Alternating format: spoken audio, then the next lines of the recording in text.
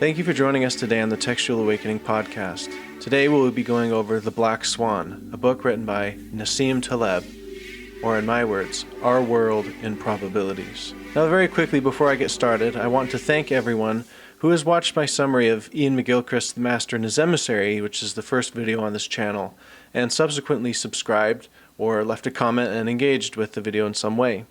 It has been a much needed gust of wind in my sails, and I cannot thank you enough for all the time and attention that so many of you have given to me, many more than I had ever expected. Actually, that video in a lot of ways is a perfect demonstration of the book that I want to cover today. If you look at my channel thus far, I have 6 videos before posting this one. Most of them have around 30 to 40 views. So then, taking a look at my first video, the aforementioned summary of The Master and His Emissary, that one now has, as far as I know, 1.5 thousand views. Nearly 10 times as many views as all other 5 combined.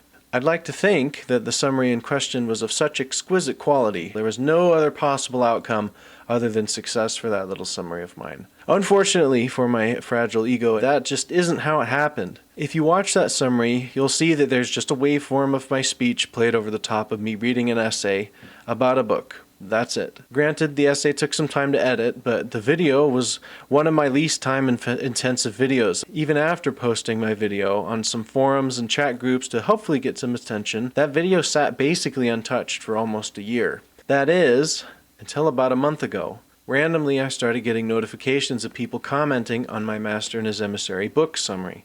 That's odd, I thought, and checked the view count just to see what was going on.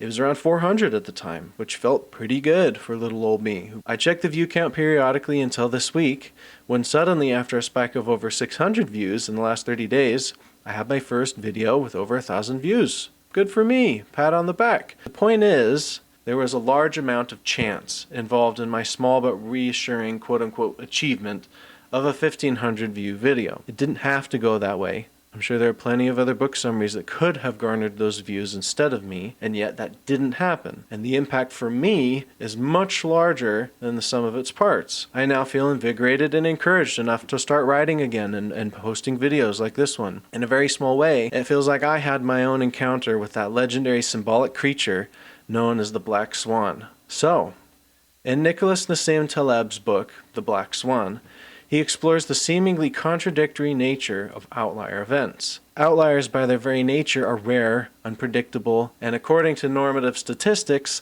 not typically worth including in a statistical analysis. You usually leave them out because they skew the data. How many of us were told in school during a word problem just to leave the outliers out of the equation when finding the average of some data set? Everybody else eats between 1 and 3 slices of watermelon, but little Timmy ate 18. Timmy, you monster! And yet, when outliers play out in the real world, not only should they not be ignored, but their impact is so huge that it's as if the outlier's impact is the only piece of data worth measuring. Enter the image of the Black Swan. For thousands of years since the Roman Empire sprawled across Europe and North Africa, the idiom Black Swan was meant to describe something impossible, not unlike the figure of speech, "Oh, I'll believe that when pigs fly." Well, in 1697, Dutch explorer Willem de...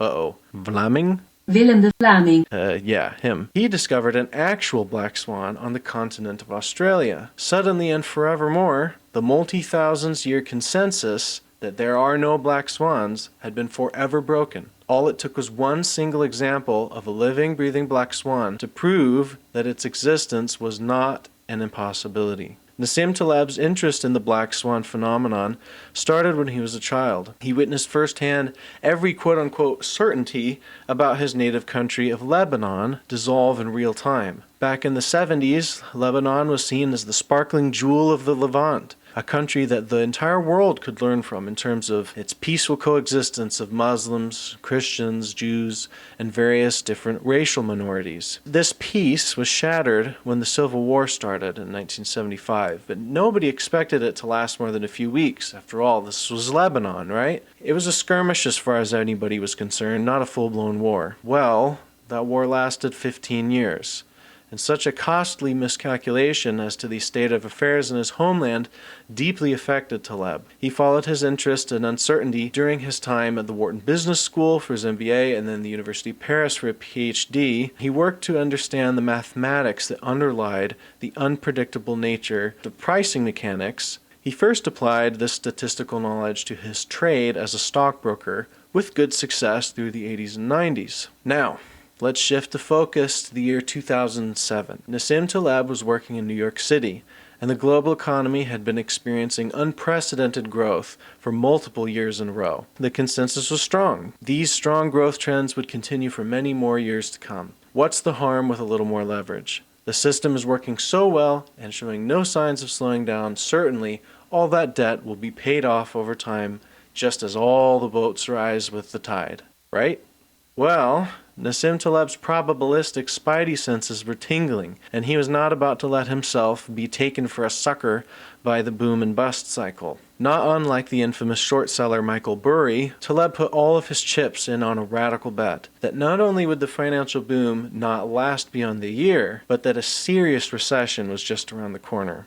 When that exact thing happened in 2008, Taleb was flooded with a bittersweet mixture of emotions. On one hand, the descending economic shadow would certainly ruin many people's financial lives. Who knows how many pension funds, retirement accounts, and quote-unquote secure, safe investments had plunged their trusting clients into an absolute state of panic. And yet, when all the smoke cleared, one golden number stood out in Taleb's mind: the now gigantic sum of cash which sat in his investment accounts. That number represented the most unexpected affirmation he had ever received in his life thus far, that he went against the opinions of the crowd and then was proven right. And not just a little bit right. Taleb's small fortune was physical evidence, concrete proof that he had done the impossible. He had predicted a black swan, and by doing so gave a big fat middle finger to the countless economists and talking heads who had said that he would just be proven wrong inevitably with time. Following this thread of the 2008 recession, Nassim Taleb illustrates another telltale characteristic of black swan events. Beforehand, they are unknown, as one would expect from an unpredictable outlier, but according to Taleb, black swans aren't unknown in the way that a random person on the street doesn't understand, say, integral calculus. It's not that kind of unknown to that person. That's a known unknown. Or in other words, something that most people probably don't know, but that doesn't mean that it's unknown to everybody. On the other hand, there is the unknown unknown, meaning that by its very nature, black swans as unknown unknowns cannot be known in the first place with any level of certainty. Otherwise, it wouldn't be a black swan. This unknown nature of black swan events leaves us certainty-craving humans scrambling in their wake whenever they happen, trying desperately to make sense of something whose very nature cannot be fully understood. We scan mountains of data and provide post hoc rationalizations to pin down the black swan, dissect it for science, and then generate models so that black swans never have such a negative impact on our lives ever again. Unfortunately for the bureaucratic types among us, this kind of probability model used to provide the quote-unquote concrete certainty in our financial systems are shaky at best. In fact, Taleb took the time to dig through mountains of these statistical prediction models, stretching back multiple decades while he was both at grad school and then writing this book. Guess how many of them were correct?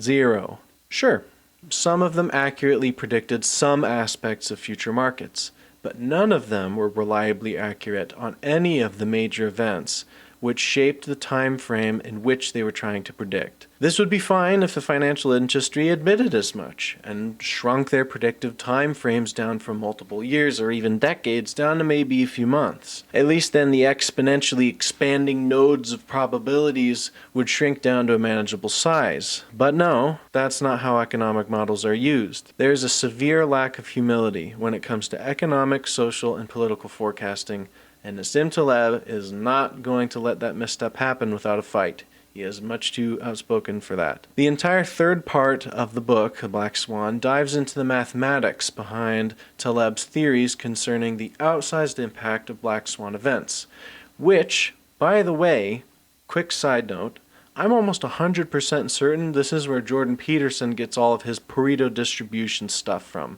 I don't know if for certain, because Peterson, as far as I know, hasn't ever mentioned that book, The Black Swan, in any of his stuff, but that's what I think. Anyways, back to Nassim Taleb. So, Taleb references his mentor and friend Benoit Mandelbrot, the famous theoretical mathematician who first described the phenomenon we know today as fractal geometry, as a rebuttal to the foolishly precise, quote-unquote, nature of contemporary statistical models. Fractals reflect numerous natural phenomena, including the branching of trees, from the bird's eye view down to the veins in its leaves. It has that similar branching structure, no matter how far you zoom out or in. I mean, think about it. We can represent trees as green triangles on a sheet of paper. It's an effective means of communication, but no one would say that that extremely low resolution drawing is a tree, or even that seeing such a drawing tells you all that you need to know about trees. How many trees actually look like green triangles or puffballs when you take the time to look at them? The essence of tree has to at some level be experienced to understood,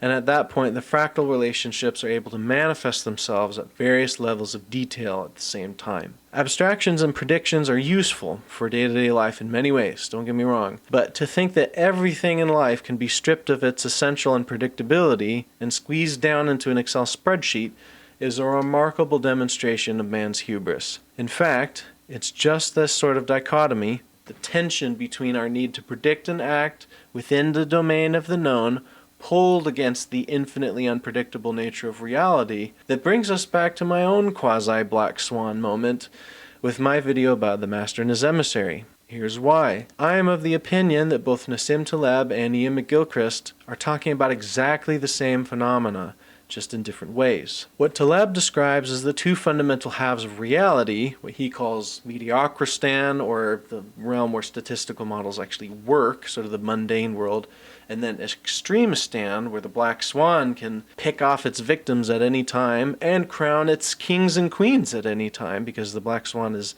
not only negative. Both of these map perfectly onto the opposing functions of the left and right cerebral hemispheres as demonstrated by Iain McGilchrist. In fact, the same hubris that led the financial system to dive headlong into the 2008 recession and then have the absolute gall to say that it was inevitable after the fact is the same self-assured pride that McGilchrist observed in the left hemisphere of split-brain patients. In other words, it is that same usurping emissary alluded to in the title of McGilchrist's book that is behind the futile attempt to standardize, categorize, and predict away Black Swan events, and randomness in general. It is Apollo wrestling with Dionysus, the Geist und Drang of human nature at war with each other, and the yin and yang in their eternal struggle to subdue one another. But sometimes, in contemporary society, it is difficult to feel like the right side is winning sometimes. As the world and the economy become increasingly more complex, we further entrench ourselves into a world which only the right hemisphere has any chance of approximately understanding, the world of Extremostan, where outlier events have a hugely disproportionate impact on our day-to-day lives. The concrete self-referential worldview of the left hemisphere is woefully unprepared for our contemporary world and all of its shifting sands and changes. The left hemisphere is built for Mediocristan, where efficiency is key, creativity is not an asset, and only known unknowns exist. Because of this, we constantly flirt with disaster by falling into the illusion of certainty offered to us by so-called experts, particularly economists and other quote-unquote masters of uncertainty. We need to put our collective right hemispheres to use, letting our minds look for implicit patterns in the world around us and in our own domains of expertise, then potentially come together and act on these intuitions that we receive, all the while accepting the uncertain nature of things and embracing natural randomness with multiple options in any major pursuit, be that your career or political points of view, even religious truth. In the Mormon Church, we have a saying that is, all truth will be circumscribed into one great whole. And I personally think that that perfectly describes the type of epistemic humility that I think we all need to have when faced with the big questions and problems of life. No one person or source has all the right answers, and yet truth is all around us all the time. even in the places where we would least expect it. It is possible to be open to truth wherever it comes from, without being a mushy, convictionless mess. And that, fundamentally, is the way of the right cerebral hemisphere, being open to experience as it is and letting it come in. So, before we part ways and wrap things up here, I want to read something that I wrote in a bit of a fit of inspiration while reading The Black Swan. On the off chance that someone will get something from it, here are my thoughts. On optionality and deplatonifying God. I believe that God, as the divine force behind all life and organized matter, uses an evolutionary-style framework as the core foundation of all creation and organization. I believe that this extends beyond just life on this earth, and the evolutionary framework of nearly infinite options competing for dominance throughout time plays itself out in the celestial bodies as well as in living beings. This contrasts with the strict predictive model-based framework proposed by Lucifer in the War in Heaven, where everybody would be saved if only he received the glory for his intellect. God is humble enough to know that not every intelligent spirit can be pinned down and perfectly predicted. And while this may clash with traditional views of God's omniscience, I don't think it has to be that way. Each spirit needs actual testing in the material world, a non-Platonic embodied existence, in order to become truly understood and assigned a role in the perpetuation of creation. We inherited a Neoplatonic tradition that, in my opinion, squishes God down into a comfortable left hemisphere-shaped box. Many Christians assume that God's knowledge is the same kind of knowledge as our own, a bounded, concrete sort of understanding just expanded to everything instead of what we know here on Earth. What if this is just another manifestation of the hubris of man, to map our own left hemisphere abstracted epistemology onto the Mandelbrot-style, semi-random, pattern-based contextual wisdom we see in nature and in God's laws and narratives? If God really is the embodiment of all truth, he is also aware of the nature of unknown unknowns, our personal character and decisions being chief among them. The only real way to discover and prepare for black swans is with options, not with computational models, and not with strict predictions. This is why we had to live a corporeal existence, because the divine process of creation is ongoing, not a fixed moment in time which ended 6,000 years ago. Well, now that I've thoroughly insulted all of my fellow Christians with my heresies, I hope that you have enjoyed this book review. Have you read The Black Swan? Are my connections with the Master and his emissary too much of a stretch? Or do you think I'm onto something? Please leave a comment below, like the video if you even slightly enjoyed my blasphemous rant there at the end, and consider subscribing to my channel if you want more content like this. Who knows? Maybe this video will be the black swan I need to start taking this YouTube channel a little more seriously. Then we can all pretend together like my success was obviously inevitable in a few years, or maybe I too will join the infinite pile of washed-up writers, wannabe philosophers, artists, and general egoists who make up the hidden foundation of human achievement. Those unsung heroes who start the 90% of businesses that fail so that the 10% can succeed. I would join those ranks willingly. And actually, now that you mention it, I have been thinking about starting a donut shop. It's in the works. My business plan is foolproof, I promise. Anyways, until next time, this is The Textual Awakening.